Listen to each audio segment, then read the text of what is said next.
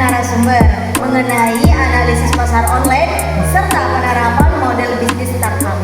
Melalui wawancara ini diharapkan dapat diperoleh pemahaman yang lebih mendalam tentang peluang, tantangan, dan strategi yang digunakan dalam menghadapi persaingan bisnis di era digital. Oke, sekarang kita simak video hasil wawancara kelompok kita.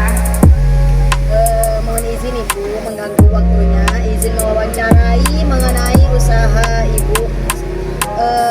Boleh diceritakan bagaimana awal mula Ibu membuka usaha ini?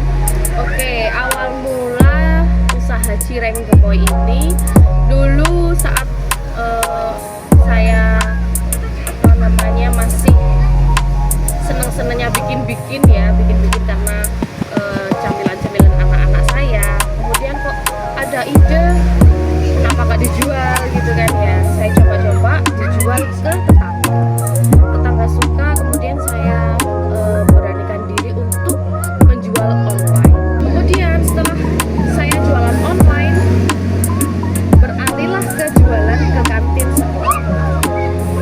Dari kantin sekolah itu saya mulai dari tahun 2023. Berarti awal buka usahanya mulai dari 2023. Ya, sampai sekarang. Jadi kira-kira sekitar 3 tahun lah ya.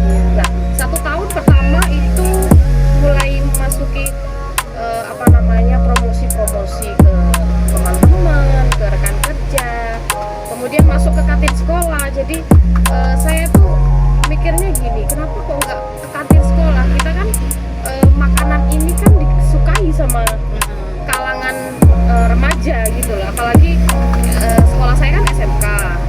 Jadi makanan kekinian, kemudian isinya juga pedas ya. Jadi itu sangat-sangat disukai. Alasan memilih membuka usaha ini dibanding usaha lainnya itu apa? Oke. Jadi saya memilih usaha membuat cireng ini karena anak-anak di kantin sekolah itu sangat antusias. Dan juga di daerah sini cireng itu masih sangat-sangat langka. Bahkan hampir tidak ada. Jadi di situ peluangnya. Ya, peluang saya di situ. Dan meskipun jajan-jajanan banyak, tapi kebanyakan cilok, pentol seperti itu.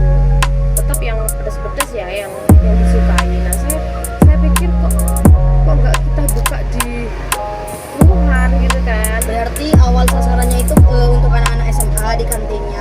Iya. Terus karena ada peluang jadi membuka sekaligus untuk umum gitu. Untuk umum, betul sekali. Dan alhamdulillah sangat-sangat kenaikannya sangat drastis ya. Awal mula kalau saya di kantin itu hanya 50 biji per hari. Kemudian saya buka umum jadi 100 per hari.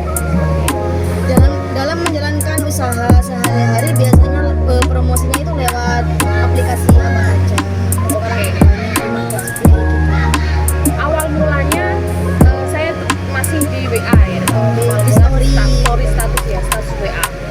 Jadi masih di teman-teman yang ada di kontak HP gitu kan. Tapi kan yang namanya dari mulut ke mulut kan pasti tahu ya. Oh, di sini cirengnya enak, cirengnya gembul gitu kan ya. Nah, dari situlah ada kontak-kontak baru yang masuk. Nah, sampai sekarang masih dari status WA dan kemudian dari mulut ke mulut gitu aja. Sudah berkembang di TikTok, di aplikasi lainnya juga sudah berkembang.